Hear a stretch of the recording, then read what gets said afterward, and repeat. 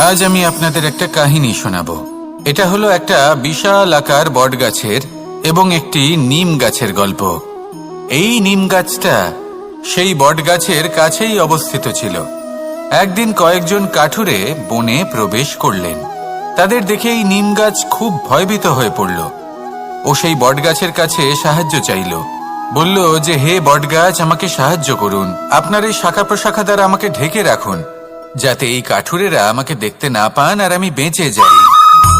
কিন্তু সেই বটগাছ ছিল অসম্ভব অহংকারী। নিজের অহংকারে সে মত্ত হয়েছিল। সে না ওকে উত্তর দিল আর না ওকে সাহায্য করল। সেই কাঠুরেগণ এলেন, নিম গাছটা কাটলেন আর চলে গেলেন। কিছুদিন পরে আবার সেই কাঠুরেগণ সেই বনে এলেন আর এইবার তাদের কুঠার দ্বারা বটগাছে আঘাত করতে শুরু করলেন।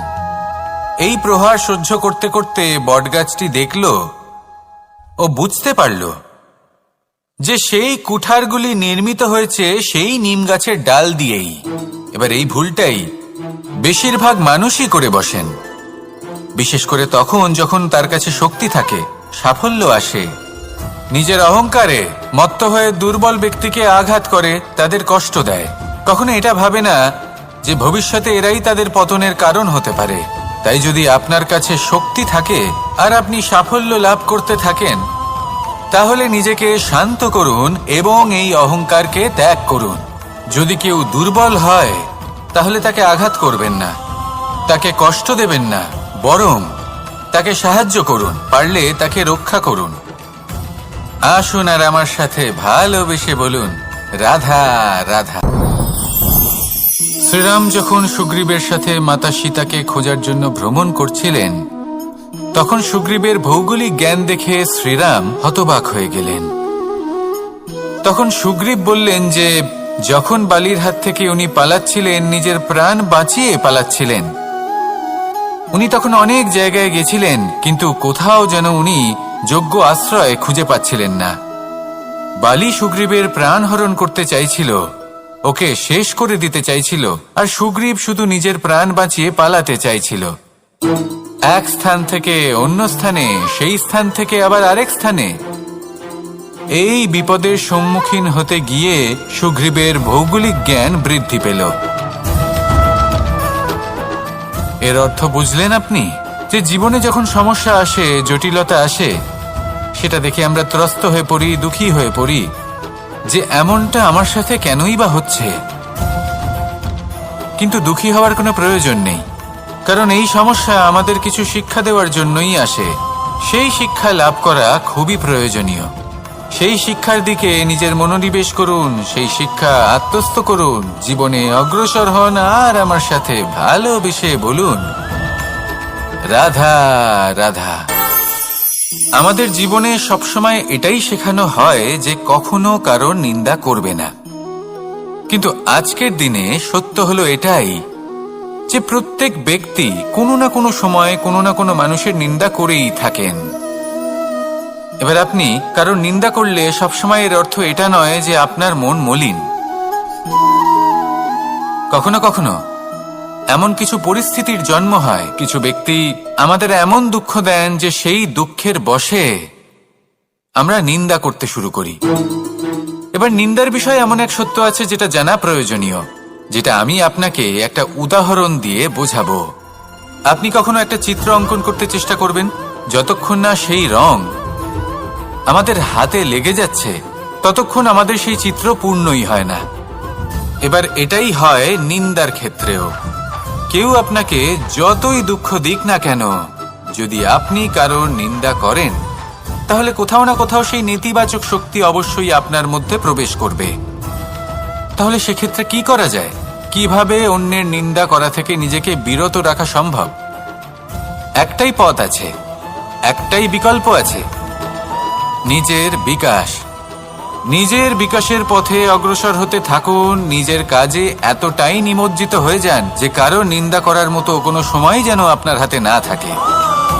তাতে আপনার মনও মলিন হবে না, আর জীবনে অনেক দরজা আপনার জন্য খুলে যাবে।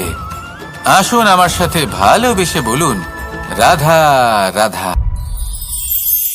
অত্যন্ত শ্রেষ্ঠ একটা কথা আছে, যদি একটা দরজা বন্ধ হয় তাহলে ঈশ্বর নিজে আমাদের জন্য আরেকটা দরজা খুলে দেন।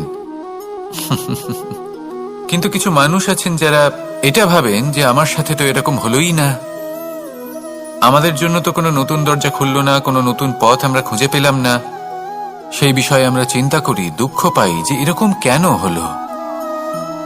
কখনো কখনো নতুন দরজা উন্মুক্ত হয়, কিন্তু পুরনো যে বন্ধ দরজা আছে তার সামনেই আমরা দুঃখী হয়ে বসে থাকি, আর এমন ভাবে বসে থাকি যে নতুন দরজার দিকে আমাদের চোখই যায় না। কখনো কখনো ঈশ্বর জেনে শুনেই আমাদের জন্য নতুন দরজা, নতুন পথ উন্মুক্ত করেন না, কারণ তিনি চান যে আমরা যেন পরিশ্রম করি, কর্ম করি, নিজেকে আরো বেশি শ্রেষ্ঠ করে তুলি, সক্ষম হই, আর নিজের পথ আমরা নিজেই খুঁজে নিই।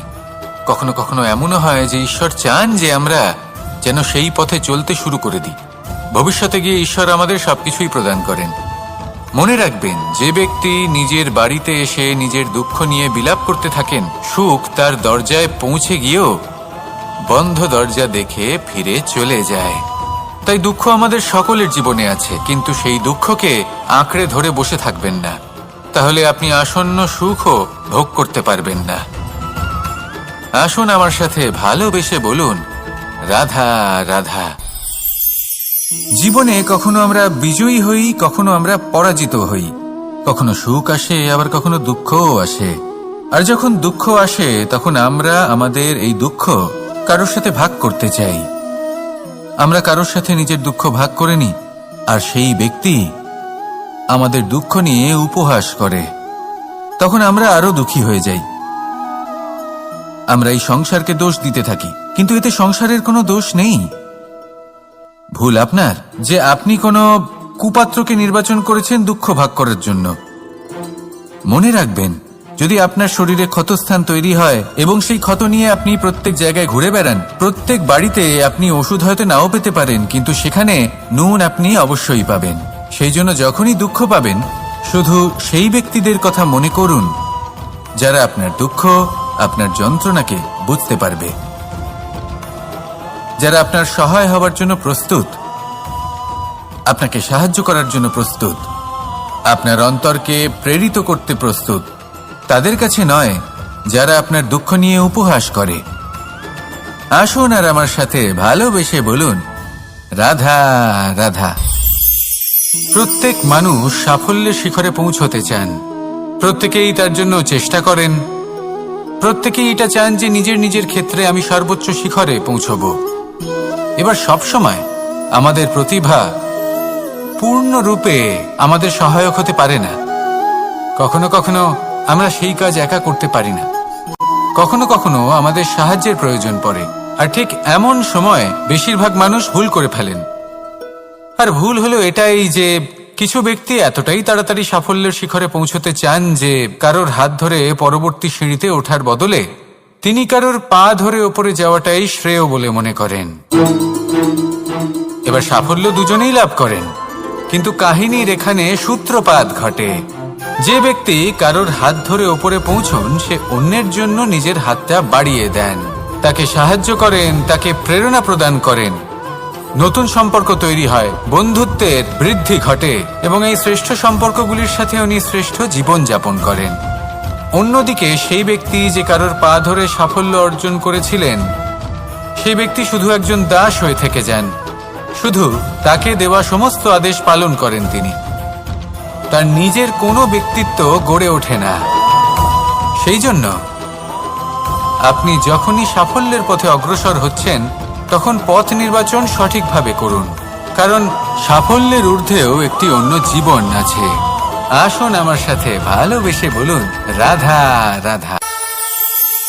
জীবনের আরম্ভ থেকে জীবনের শেষ পর্যন্ত হলো একটা যাত্রা। আর এই যে যাত্রা, সেই যাত্রা পথের মাঝেও আমরা অনেক নতুন যাত্রা নির্ধারিত করি, অন্য অনেক লক্ষ্য লাভ করি। এবার প্রশ্ন হলো যে লক্ষ্য বেশি গুরুত্বপূর্ণ নাকি যাত্রা? কেউ বলবে লক্ষ্য বেশি গুরুত্বপূর্ণ, কারণ তার জন্যই আমরা এই যাত্রা স্থির করি। কেউ বলবে যাত্রা বেশি গুরুত্বপূর্ণ, কারণ এই যাত্রা পথে চলতে চলতে আমরা অনেকগুলো শিক্ষা লাভ করি, কর্ম করার জন্য অনেক দিশা খুঁজে পাই। এবার লক্ষ্য এবং যাত্রা এই দুই গুরুত্বপূর্ণ, কিন্তু আরো একটা তথ্য আছে অত্যন্ত গুরুত্বপূর্ণ, যেটা বুঝে নেওয়া খুব প্রয়োজনীয়। আর সেটা হলো আপনার জীবন সাথী। সেই সাথী যে জীবনের সব পদক্ষেপে আপনার সাথে চলবে, আপনার সাথে থাকবে। সেই ব্যক্তির মধ্যে যদি করুণা থাকে, ভালোবাসা থাকে, তাহলে সে আপনাকে সাহায্য করবে, আপনার জন্য আপনার লক্ষ্য নির্ধারণ করবে, আপনাকে জীবনে একটা উচ্চ স্তরে নিয়ে যাবে। কিন্তু যদি সেই ব্যক্তি এর বিপরীত হন, তাহলে কোথাও না কোথাও তাকে পেতে পেতে, তার সাথে থাকতে থাকতে আপনি নিজের লক্ষ্য ত্যাগ করে দেবেন। তাই পথ এবং লক্ষ্য এই দুই নির্বাচন করুন, কিন্তু যখন আপনি জীবন সাথী নির্বাচন করবেন তখন কিছুটা সাবধানে, না হলে আপনার অভিজ্ঞতা সুখময় নয়, অত্যন্ত দুঃখজনক হতে পারে। আসুন আমার সাথে ভালোবেসে বলুন, রাধা রাধা। সকলের মন আনন্দে ভরিয়ে তোলে কোকিলের মধুর স্বর। কিন্তু এই মধুর স্বর আমরা বর্ষাকালে শুনতে পাই না কেন?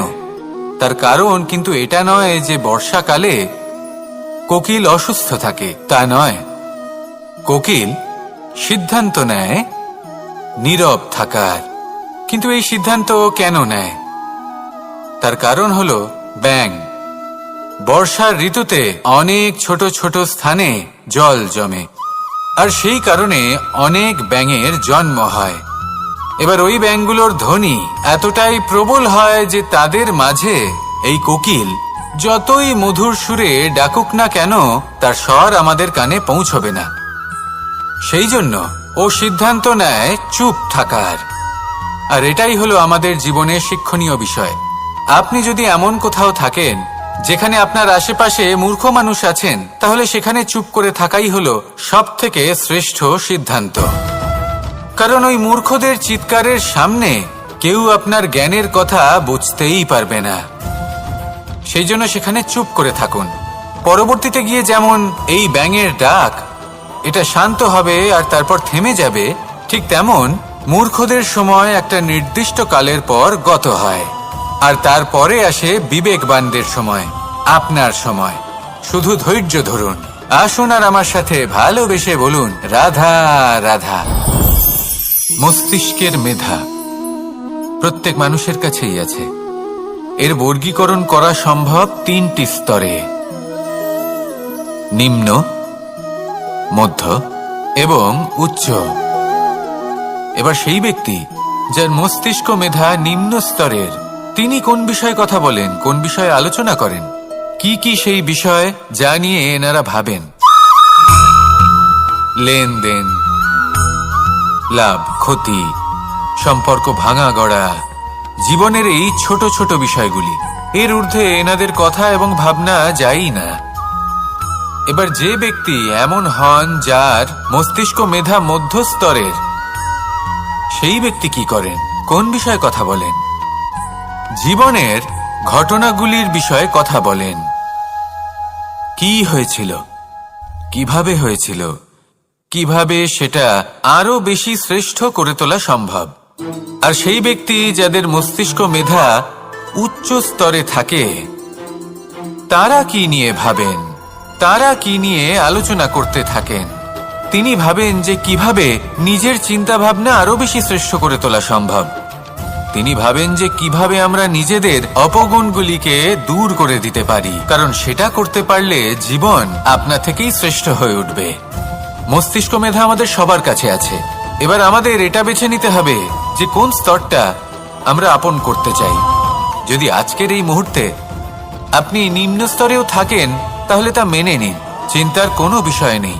এখনো চাইলে আপনি উচ্চ স্তরে পৌঁছতেই পারেন। সেটাই বেছে নিন, জীবন শ্রেষ্ঠ করে তুলুন, আর আমার সাথে ভালোবেসে বলুন, রাধা রাধা। এই সংসারের প্রত্যেক মানুষ কোনো না কোনো স্থানে অবশ্যই যান। অনেক অনেক স্থানে তাদের যেতে হয়। এবার এমন কিছু মানুষ আছেন যারা সেই স্থানে হয়তো কখনোই যাননি। উদাহরণ হিসেবে বলবো, কিছু মানুষ আছেন যারা মন্দিরে যান, চিকিৎসালয়ে যান, কিছু মানুষ কারোর কারোর বিবাহ উৎসবে যান। আবার কিছু মানুষ আছেন যারা নাস্তিক হন এবং কখনোই মন্দিরে যান না। কিছু মানুষ অসুস্থ হন না, তাই চিকিৎসালয়ে যেতে হয় না। এমনও কিছু মানুষ থাকেন যারা সামাজিক উৎসব থেকে দূরে থাকাটাই পছন্দ করেন। যে কোনো মানুষ হোক, যা কিছুই তার চয়ন হোক না কেন, প্রত্যেক মানুষকে একটি স্থানে অবশ্যই যেতে হয়। এমন একটি স্থান আছে, সেই স্থানের নাম হলো মৃত্যুদ্বার। এবার এটা আবশ্যক নয় যে ঠিক মৃত্যুর পরেই আপনি মৃত্যুদ্বারে পৌঁছে যাবেন। এমন অনেক মানুষ আছেন যারা মৃত্যুর পূর্বেই মৃত্যুদ্বারে পৌঁছে ফিরে এসেছেন, আর তারা অনুভব করেছেন যে এই সংসারের সময় চক্রের সম্মুখে তাদের অস্তিত্ব কতটা ক্ষীণ। ওনারা এই কথা বুঝে গেছেন। বড় বড় জ্ঞানী মহান ব্যক্তি ছিলেন, তারা এসেছেন, কর্ম করেছেন এবং শেষে তারাও মৃত্যুদ্বারে প্রবেশ করেছেন। অবশেষে তারাও পঞ্চমহাভূতের সাথে মিলিত হয়েছেন। তাহলে আপনার কিসের এত অহংকার? এই জীবনে কেউ অমর নন। জীবনে কতদিন আমরা বাঁচবো এটাও আমরা জানি না। তাই এই জীবন যাপন করুন। এই জীবনের প্রত্যেক মুহূর্ত এমন ভাবে যাপন করুন, এই কথা মাথায় রেখে যে যে কোনো মুহূর্তে আমাদের মৃত্যুদ্বারে প্রবেশ করতে হতে পারে, তাই না? আসুন আর আমার সাথে ভালোবেসে বলুন, রাধা রাধা। এই জীবনে তিনটি গুরুত্বপূর্ণ শব্দ আছে যা বোঝা আমাদের কাছে খুব গুরুত্বপূর্ণ, এবং এই তিনটি শব্দের নিজস্ব অর্থ আছে। প্রথম হলো সঙ্গবদ্ধতা, অর্থাৎ একসাথে মিলে কাজ করতে হবে, একসাথে মিলে পরিশ্রম করতে হবে, সামনে এগোতে হবে। এরকম করতে পারলে আপনার শক্তি বৃদ্ধি পাবে, আপনার ক্ষমতা বৃদ্ধি পাবে, আপনি এগোতে পারবেন এবং অনেক দূরে যেতে পারবেন। দ্বিতীয় হলো আত্মবিশ্বাস। হেরে যাওয়া বস্তুও আবার জিতে নিতে পারবেন। যদি আপনার নিজের আত্মবিশ্বাস থাকে তাহলে আপনি কখনো পরাজিত হবেন না। এবং তৃতীয় হলো অহংকার। জয়লাভ করার পরেও কিন্তু এটা আপনাকে পরাজিত করতে পারে। সেই জন্য জীবনে সঙ্গবদ্ধ হন, আত্মবিশ্বাস রাখুন, কিন্তু কখনোই অহংকার করবেন না। এই অহংকার আপনার থেকে সব কিছু কেড়ে নিতে পারে। এই অহংকারের জন্যই মথুরাপতি কংস নিজের পতনের দিকে অগ্রসর হয়েছিলেন। এই অহংকারকে ত্যাগ করুন আর আমার সাথে ভালোবেসে বলুন, রাধা রাধা। এই সংসারে সব থেকে বেশি কঠিন কাজ কোনটা? কেউ বলবেন যুদ্ধ করা, কেউ বলবেন ধন অর্জন করা, আবার কেউ বলবেন জ্ঞান অর্জন করা সব থেকে বেশি কঠিন। এবার প্রত্যেক ব্যক্তির নিজস্ব অভিজ্ঞতা আছে, আর সেই অনুসারে তার নিজস্ব একটা উত্তর আছে। সাধারণভাবে দেখতে গেলে এই সংসারে সব থেকে কঠিন হলো তপস্যা করা, অর্থাৎ সব কিছু ত্যাগ করে তপস্যায় নিজেকে বিলীন করে দেওয়া। এবার এর থেকে বেশি কঠিন এই সংসারে আর কি বা হতে পারে? এই সংসারে, এই সমাজে, নিজের পরিবারের মধ্যে থেকেও ধৈর্য ধরে সামনে অগ্রসর হওয়া, এটা হলো সব থেকে কঠিন কাজ। কারণ যখন আপনি তপস্যা করেন তখন সেখানে আপনার ধৈর্য ভাঙার মতো কেউ থাকেন না, না কোনো বন্ধু, না কোনো আত্মীয়, না কোনো শত্রু, কেউ না। কিন্তু যখন আপনি এই সমাজে, এই পরিবারে থাকেন, কোনো না কোনো ব্যক্তি এসে আপনার ধৈর্যের বাঁধ ভেঙে দেওয়ার ক্ষমতা রাখেন। তারা আপনার ধৈর্যের বাঁধ ভেঙে দেয়, আর কখনো কখনো তারা অনিচ্ছাকৃতভাবেই সেটা করে থাকেন। কারণ তাদের মানসিকতা আপনার থেকে আলাদা, তাদের কর্ম আপনার থেকে আলাদা, তাদের দৃষ্টিভঙ্গি আপনার থেকে আলাদা, জীবন যাপন আপনার থেকে আলাদা। সেক্ষেত্রে আপনি ধৈর্যচ্যুত হন, প্রসন্নতা আপনার থেকে ছিনিয়ে নেওয়া হয়। সেই জন্য এই সংসারে, এই পরিবারের থেকেও ধৈর্য ধরে সামনে অগ্রসর হওয়া কোনো পর্বতের শিখরে গিয়ে তপস্যা করার থেকেও অনেক বেশি কঠিন। আর যে ব্যক্তি এই সমাজেই, এই পরিবারে, সেই সকল মানুষের মধ্যে থেকে গিয়েও ধৈর্য ধরে অগ্রসর হতে থাকেন, যারা এই কাজটা শিখে নিতে পারেন, তারাই কিন্তু জীবনে আনন্দ লাভ করতে পারেন। এই ধৈর্যই শেষে আপনার জীবনে প্রসন্নতা বহন করে আনবে।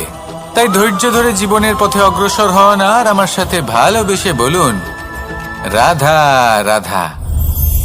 আমরা সবাই জীবনে অগ্রসর হতে চাই, তার জন্য চেষ্টা করি, পরিশ্রম করি, কিন্তু কখনো কখনো আমাদের আশেপাশের কিছু মানুষ, যেমন আমাদের আত্মীয়, আমাদের বন্ধু, আমাদের শত্রু, এদেরকে এগিয়ে যেতে দেখে আমরা কখনো কখনো নিজেরা থেমে যাই। এর অর্থ কি তার মানে এটা যে আমাদের কোনো খামতি ছিল বা আমরা কোনো ভুল করে ফেলেছি? না, বেশিরভাগ সময় আমাদের কোনো ভুল থাকে না, আমাদের কোনো খামতিও থাকে না। শুধু একটা ছোট্ট বিষয় আছে যেটা আমরা বুঝতে পারি না। আমরা চেষ্টা করি অন্যদের জীবনযাত্রা দেখতে। আমরা দেখতে চেষ্টা করি যে তাদের জীবনে তারা কিভাবে এগিয়ে চলেছেন, অগ্রসর হওয়ার জন্য ওনারা কি কি করছেন, আর যা করছেন তাতে ওনারা কিভাবে উপকৃত হচ্ছেন। আমরা চেষ্টা করি তাদের জীবনযাত্রার দিকে তাকানোর, ওনাদের গতিবিধির দিকে নজর দেওয়ার এবং সেটা বুঝতে চেষ্টা করার। সেই জন্যই আমরা পিছিয়ে পড়ি। জীবনে যদি আপনি এগোতে চান তাহলে আপনাকে নিজের নজর সামনের দিকে রাখতে হবে, পদক্ষেপও সেই অনুযায়ী নিয়ে সামনে এগোতে হবে। নিজের গতিবিধি লক্ষ্য করুন, নিজের পরিকল্পনা বিচার করুন, নিজের চেষ্টা, নিজের অভিজ্ঞতার দিকে নজর দিন, আর সেই মতো অগ্রসর হন। এমন কোনো সাফল্য নেই যে আপনি লাভ করতে পারবেন না। আসুন আমার সাথে ভালোবেসে বলুন, রাধা রাধা। এই সংসারে এমন অনেক মানুষ আছেন যারা এটা চান যে সবকিছু তাদের ইচ্ছা অনুসারে চলবে এবং সেই চেষ্টাই করতে থাকেন। কিন্তু সত্যি হলো এটাই যে এই সংসারের নির্মাণ কোনো মানুষ করেনি, এবং সেই জন্য এই সংসার কোনো মানুষের ইচ্ছা অনুসারে চলবে না, বরং মানুষকে সংসারের ইচ্ছা অনুসারে চলতে হবে। যদি আপনার জীবনে এমন কোনো পরিস্থিতি আসে যাতে আপনি হয়তো দুঃখ পেলেন, কষ্ট পেলেন এবং সেটা বদলাতে চান, তাহলে তা বদলানোর চেষ্টা করুন।